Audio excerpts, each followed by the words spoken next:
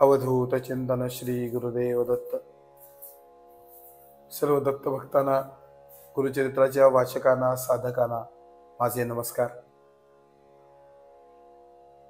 मागच्या भागामध्ये आपण मनोहर पादुकांची स्थापना नृसिंहवाडीमध्ये कशी झाली,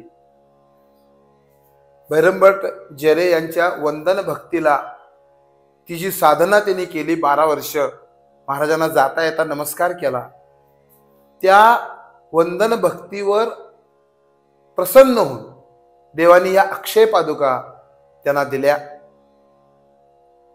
त्यामुळं भैरमभट जेरेंच्या वंशाचं तर कल्याण झालंच, परंतु या ठिकाणी हजारो लोक यायला लागले, लाखो लोक यायला लागले.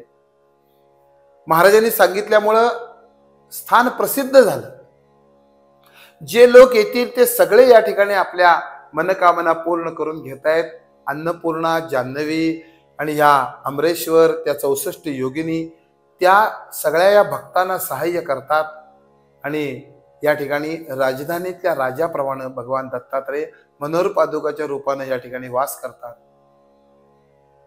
मागच्या भागामध्ये मी सांगितलं की गुरुचरित्रकारांनी न सांगितलेली, गुरुचरित्रामध्ये न आलेली, परंतु प्रत्यक्ष नृसिंह सरस्वती स्वामी महाराजांच्या कालामध्ये घडलेली ही जी कथा आहे, ही कथा गुरुचरित्रात नाही आहे, परंतु परमहंस परिव्राजकाचार्य श्रीमद वासुदेवानंद सरस्वती स्वामी महाराजांनी आपल्या स्त्री शिक्षा या ग्रंथामध्ये ही कथा सांगितलेली आहे. तर महाराज रोज वाडीतून शिरोळला भिक्षेला जायचे. एक दिवस शिरोळमध्ये भिक्षे करता गेले आणि कुलकर्णी नावाचे ते ग्रहस्थ त्यांच्या दारात जाऊन उभारले. दुपारी 12 वाजायची वेळ. दंड कमंडलू, भगवी वस्त्र, गळ्यात रुद्राक्षांच्या माळा, कपाळावर भस्म रेखाटन केलेलं, अशी ती दिव्य अद्भुत मूर्ती, कृपाळू मूर्ती त्या कुलकर्ण्यांच्या दारात जाऊन उभारली. नारायण म्हणून हाक मारली. नारायण हाक मारल्याबरोबर आज त्या कुलकर्ण्यांची जी पत्नी होती, ती पत्नी पळत पळत बाहेर आली. बाहेर आल्यावर तिला ते अद्भुत रूप दिसलं. महाराजांचं दर्शन केलं, नमस्कार केला. महाराज या बोलवलं, पाठ घातला, महाराजांना पाठावर बसवलं आणि महाराजांनी सांगितलं की भिक्षे करता आलेलो आहे, अत्यंत भूक लागलेली आहे, जी असेल ती भिक्षा दे. आता हा जो ब्राह्मण आहे, हा ब्राह्मण अत्यंत दरिद्र आहे, परंतु जरी दरिद्र असला तरी सुद्धा धर्मानं आचरण करणार आहे.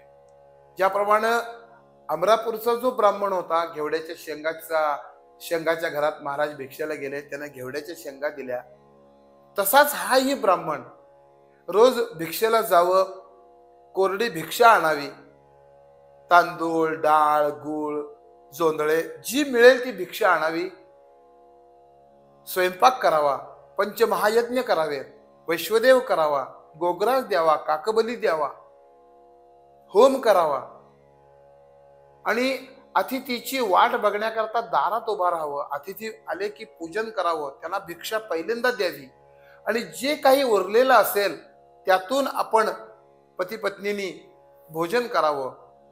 असा तो कर्ममार्गाने राहणारा, वेदशास्त्र संपन्न असा तो कुलकर्णी ब्राह्मण त्यांच्या दारात महाराज भिक्षा करता गेले. त्या कुलकर्ण्यांच्या पत्नीनं त्यांना आत घेतलं, महाराजांना पाटावर बसवलं. महाराजांनी अत्यंत भूक लागलेली आहे, भिक्षा दे असं म्हटल्यावर तिनं सांगितलं की महाराज, माझे पती भिक्षा मागण्याकरता गेलेले, ते शुष्क भिक्षा आणतात, मग आम्ही स्वयंपाक करतो, ते चांगली चांगली भिक्षा आणतील, मी उत्तम अशा प्रकारचा स्वयंपाक बनवते आणि मी तुम्हाला भिक्षा देते, थोडा वेळ थांबा. परंतु महाराजांनी सांगितलं की मी अत्यंत भुकेजलेलो आहे, भूक अत्यंत लागलेली आहे आणि परत कृष्णा पंचगंगा संगमावर आम्हाला पुन्हा परत जायचं आहे, त्यामुळे जायला वेळ होतो, तेव्हा जे काही तुझ्याकडे असेल ते वाढ. तेव्हा तिनं सांगितलं की महाराज, कण्या तयार आहे. परंतु तिनं मान खाली घातली, काही बोलली नाही. महाराज म्हणाले ठीक आहे, कण्या असतील तर कण्या दे. परंतु ती म्हणते की महाराज, कण्या देऊ कशा, द्यायला माझ्याकडे पात्र नाही, पत्रावळी नाहीये, मी देऊ कशा. 18 विश्व दारिद्र्य असणार ते घर, त्या अतिथीला जेवू घालण्याकरता पत्रावळी सुद्धा घरात नाहीये, इतकं दारिद्र्य. तेव्हा महाराज म्हणाले ठीक आहे, काही अडचण नाही. समोर एक दगड होता, त्या दगडावर महाराजांनी पाणी मारलं, प्रोक्षण केलं, दगड स्वच्छ धुवून घेतला आणि त्याच्यावर ओंकार लिहिला आणि तिला सांगितलं की ह्या दगडावर वाढ. तिनं आतून कण्या आणल्या, त्या कण्या होत्या पातळ. तिने त्या दगडावर ओतल्याबरोबर त्या वाहून जाऊ लागल्या पातळ असल्यामुळं, परंतु महाराजांनी आपल्या हाताने त्या एकत्र केल्या आणि त्या कण्या ओरपल्या पातळ असल्यामुळे आणि अत्यंत संतुष्ट झाले.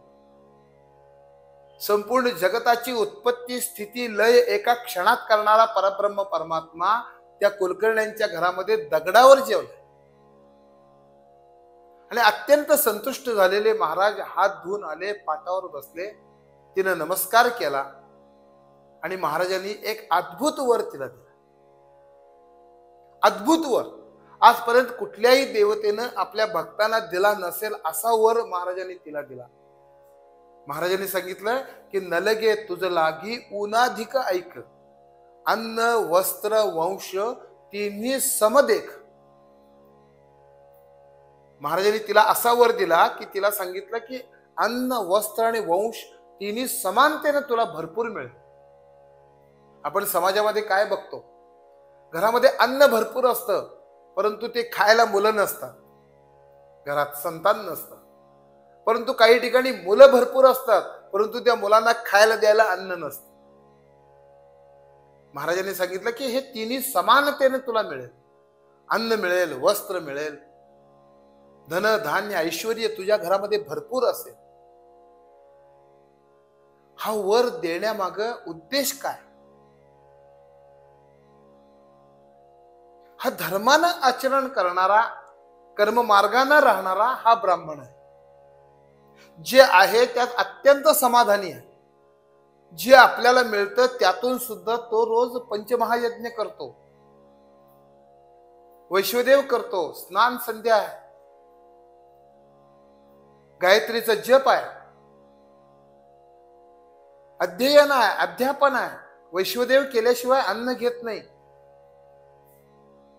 काकबली द्यावा, गोग्रास द्यावा, अतिथीचं पूजन करावं. काही नसताना जे आपल्याला भिक्षा मिळते त्यातून हे सगळं तो करतोय आणि त्याच्यावर प्रसन्न होऊन महाराज स्वतःहून त्याच्या घरी गेलेले, त्यानं बोलवलेलं नाही आहे. कारण का तर तो धर्म करतोय. धर्म करण्याकरता अर्थाची आवश्यकता आहे. म्हणून अर्थ समस्या जी आहे ती अर्थ समस्या त्याची नष्ट केली सद्गुरूंनी. आणि इतकंच नव्हे तर आपला हात असणारा, हाताचा पंजा, उजव्या हाताचा पंजा असणारा तो जो पाषाण आहे त्याला आपण भोजन पात्र असं म्हणतो, ते भोजन पात्र त्यांना दिलं. आज सुद्धा कुलकर्ण्यांचे जे वंशज आहेत ते वंशज त्या भोजन पात्रामध्ये पूजा अर्चना करतात. आज सुद्धा आपल्याला शिरोळमध्ये ते भोजन पात्र आपल्याला बघायला मिळतं. महाराज ज्या दगडावर जेवले, ज्या दगडावर महाराजांचा हा जो अभयंकर आहे त्या सायनदेवांच्या डोक्यावर ठेवून त्याला मृत्यूची सुद्धा भीती त्याची नष्ट केली, मृत्यू सुद्धा त्याचा नाहीसा केला. तो हात अभय देणारा तो हात त्यांना दिला. वाडीमध्ये आपल्या मनोहर पादुका दिल्या आणि शिरोळमध्ये आपला अभय कर त्यांना दिला. सांगितलं ह्याची पूजा करा, तुम्हाला काहीही कमी पडणार नाही. हे लोक अत्यंत सुख भोगाल, परलोकामध्ये तुमचं सर्व ठिकाणी तुमचा परलोक सुद्धा सिद्धीला जाईल. उत्तम अशा प्रकारची सद्गती तुम्हाला प्राप्त होईल, परमेश्वर प्राप्ती होईल. असा वर या भोजन पात्राला दिला. ही कथा गुरुचरित्रकारांनी जरी सांगितलेली नसली तरी अशीच्या अशी या भोजन पात्राच्या ठिकाणी घडलेली श्रीमद नृसिंह सरस्वती स्वामी महाराजांनी त्या घरात जाऊन भिक्षा घेऊन त्यांना कृतार्थ केलं. अशी ही अलौकिक कथा या ठिकाणी घडली, अलौकिक लीला घडली. आणि महाराज वाडीतून गाणगापूरला निघाले. आपण मागच्या एका भागामध्ये हा विचार केलेला आहे की महाराज निघाल्याबरोबर त्या 64 योगिनी महाराजांच्या जवळ आल्या. महाराजांची कळवळून प्रार्थना केली, महाराज जाऊ नका, आम्हाला रोज आपलं दर्शन होतं, आपल्याला भिक्षा देण्याचं भाग्य आम्हाला मिळतं, आपण जाऊ नका. कळवळून प्रार्थना करतायत. परंतु महाराजांनी सांगितलं की मनोहर पादुकाच्या रूपानं या कृष्णा पंचगंगा संगमावर या औदुंबर वृक्षाच्या खाली आम्ही नित्य आहोत. आम्ही जरी इथून लौकिक देहानं जात असलो तरी सुद्धा आम्हाला हे स्थान इतकं आवडलेलं आहे की आम्ही याच ठिकाणी राहणार आहोत, याच ठिकाणी गुप्त रूपानं राहणार आहोत, याच ठिकाणी आमचं तुम्हाला रोज दर्शन होईल.